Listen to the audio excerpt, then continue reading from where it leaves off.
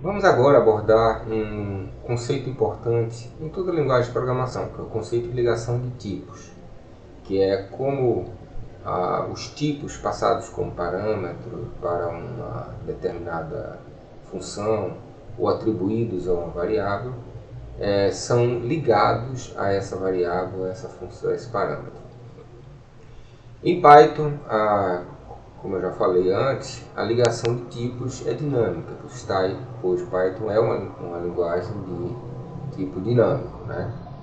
O que quer dizer que os tipos são ligados aos parâmetros e às variáveis durante a execução do programa. Então, uma determinada variável ela pode assumir diferentes tipos ao longo da vida do programa, né? Ao longo da vida dela dentro do programa. Da mesma maneira, eu posso passar como parâmetro para uma determinada função diferentes tipos, tá? Não há uma restrição prévia com relação aos tipos que eu posso passar para aquela função ou atribuir a uma determinada variável.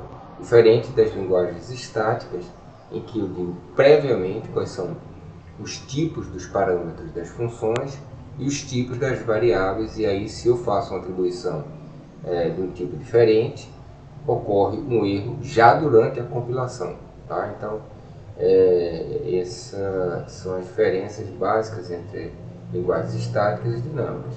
Então a gente vai falar um pouco sobre isso nessa aula, mas antes disso vamos avançar mais naquela aplicação bancária nossa e mostrar como a classe conta e a classe poupança vão ser utilizadas dentro da minha aplicação bancária.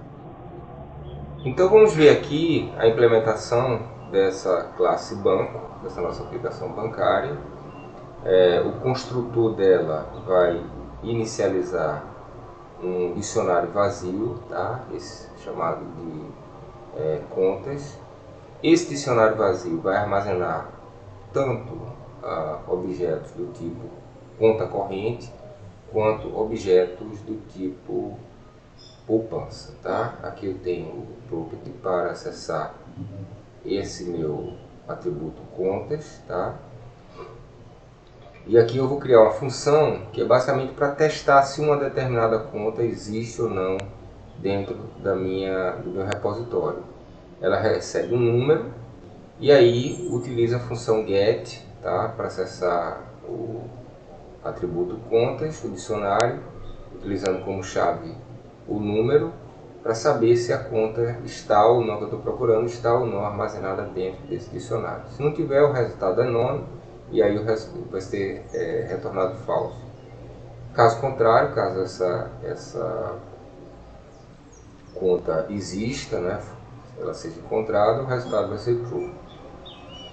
Bom, em seguida eu vou utilizar esse meu método getConta, que vai buscar efetivamente retornar uma determinada conta dentro daquele dicionário. Primeiro ela testa se existe, utiliza aquela função aqui que a gente acabou de criar, existe conta. Se existir, ela vai retornar essa conta também utilizando o get aqui. Caso não exista, o resultado vai ser a gente vai falar sobre isso, o correto seria gerar uma exceção, a gente ainda não falou sobre exceção. Aí ela vai imprimir uma mensagem dizendo que a conta número tal não existe, não está cadastrada dentro do sistema. A função cadastrar conta, ela recebe uma conta e tenta cadastrar essa conta, mas antes de cadastrar, ela usa a nossa função existe conta. Ela pega o número da conta, né, passa para existe conta e verifica se a conta existe, se ela está cadastrada no meu sistema. Se ela existir, o que vai acontecer? Eu vou dizer, eu não posso cadastrar uma conta que já está cadastrada. Vou fazer uma impressão aqui.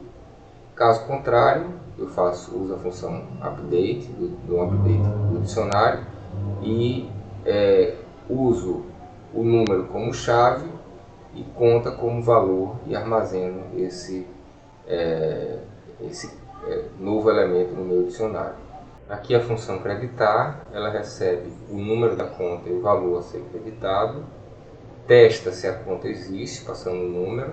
Se a conta existir, ela vai fazer a leitura dessa conta, armazenar na variável conta, chamar a função conta.creditar e creditar esse valor.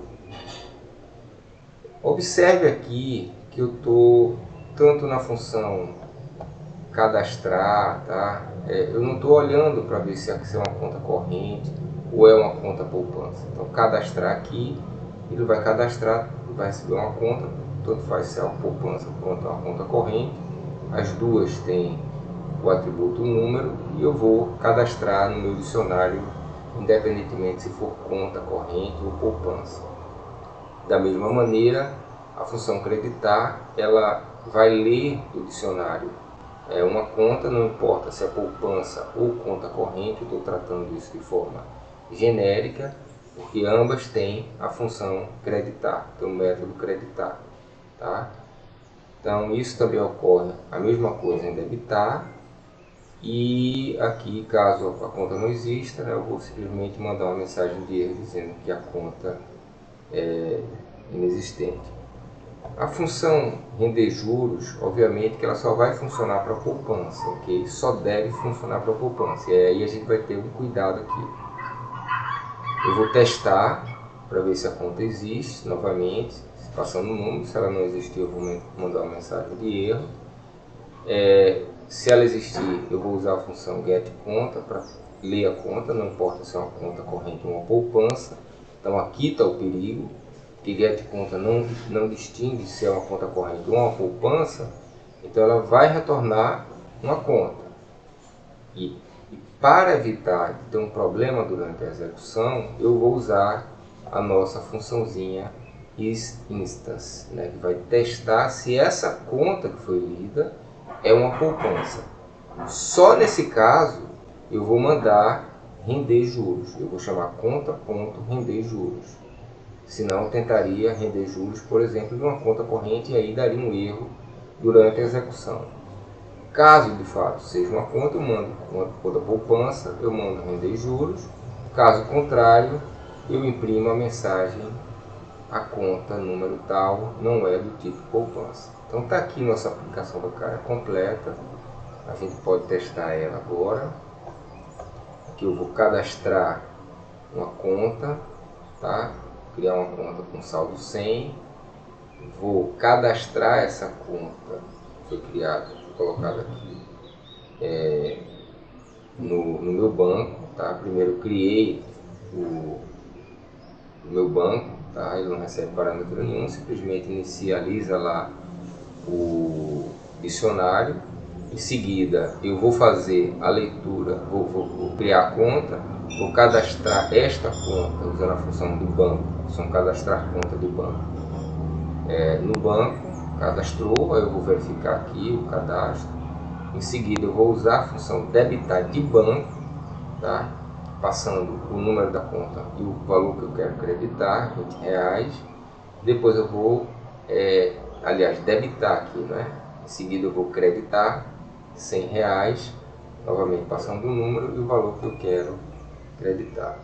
Então, se a gente executar, vamos ver que primeiro ele criou o banco, em seguida cadastrou, consultei aqui o valor dessa conta específica, tá? Usei a função getConta de banco para ler essa conta, ela existe lá no meu dicionário, ok? E aí eu vou fazer a leitura dela sem maiores problemas e vou imprimir o saldo, que é 100, em seguida debitei 20, funcionou. Posteriormente eu creditei 100, funcionou 180, ok? Vamos testar a poupança aqui agora. Observe que funciona da mesma forma, só que poupança eu criei um saldo 200 e taxa de juros de 1%. Quando eu consultar aqui usando o get poupança, ele vai mostrar aqui que criei a conta com número 7, saldo 200, taxa de juros 1%. eu mando debitar 20, vai sair 180 reais, vai ficar com um saldo de 180 reais, vai sair 20 do saldo. Em seguida eu credito 100, vai ser creditado 100 reais no saldo, valor 280, está funcionando perfeitamente. Agora vamos tentar render juros, né, utilizando aquela nossa, como aqui pode ser, de uma conta corrente, tá? A gente criou aqui a conta corrente anterior, nessa conta aqui, está com saldo 180, vamos tentar render juros sobre esse 180 e ver o que acontece. Bom, o que ela diz é que a conta número 6, de fato a conta número 6, não é do tipo poupança. Então, o que aconteceu? Eu entrei aqui, perguntei se existe a conta número 6, a conta número 6 existia, eu fiz a leitura dessa conta, só que aqui quando ele leu, não era uma poupança, era uma conta corrente. E aí quando eu utilizei o método instance conta poupança, o resultado foi falso, porque não é uma conta poupança, é uma conta corrente. E aí ele imprimiu essa mensagem aqui, conta número 6 não é do tipo poupança. Então foi justamente esse tratamento que foi feito aqui. Agora se fizermos para cá, no caso da nossa poupança, que é poupança tem o número 7, né? Fizermos aqui a leitura, tudo perfeito. Eu mandei render juros, foi feito o rendimento de R$ 2,8, está tudo ok, funcionando essa nossa conta sem problema nenhum. Então, voltando àquela nossa função cadastrar conta, novamente vocês viram que eu recebo tanto uma conta corrente quanto uma conta poupança. De fato, Python, como a gente já falou, é uma linguagem dinamicamente tipada e não vai fazer distinção, não restringe o objeto que será passado aqui. Então pode ser tanto uma conta quanto uma conta corrente. Ela tratou indistintamente a ligação desse parâmetro conta com o objeto que vai ser passado é feito dinamicamente, tá? Então é o chamado Dynamic Binding.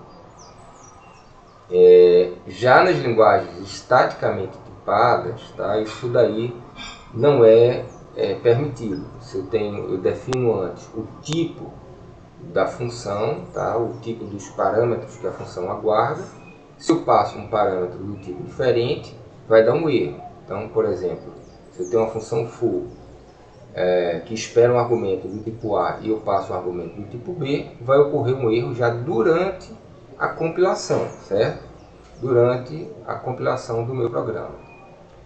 Entretanto, até mesmo nas linguagens estáticas existem exceções. Caso haja uma relação de herança entre o tipo A e o tipo B, não vai haver problema nenhum. Por exemplo, se o tipo B for um subtipo de A e a função aguarda, a função for aguarda um valor do tipo A, eu posso passar um tipo B também, porque o tipo B é um subtipo de A, ou seja, ele tem todos os comportamentos que A possui, então não seria problema nenhum passar o tipo B em situações em que eu aguardo o tipo A, tá? Porque todos os comportamentos de A, B terá também, ok? Então, enfim, no caso de linguagens como Python, que tem esse Dynamic Binding, né, é uma liberdade, tá? Você pode passar qualquer parâmetro para a função, só que a responsabilidade aumenta na proporção da liberdade, e aí você precisa ter muito cuidado para garantir a segurança do seu código, né? Como está aqui nesse cartoon aqui mostrando.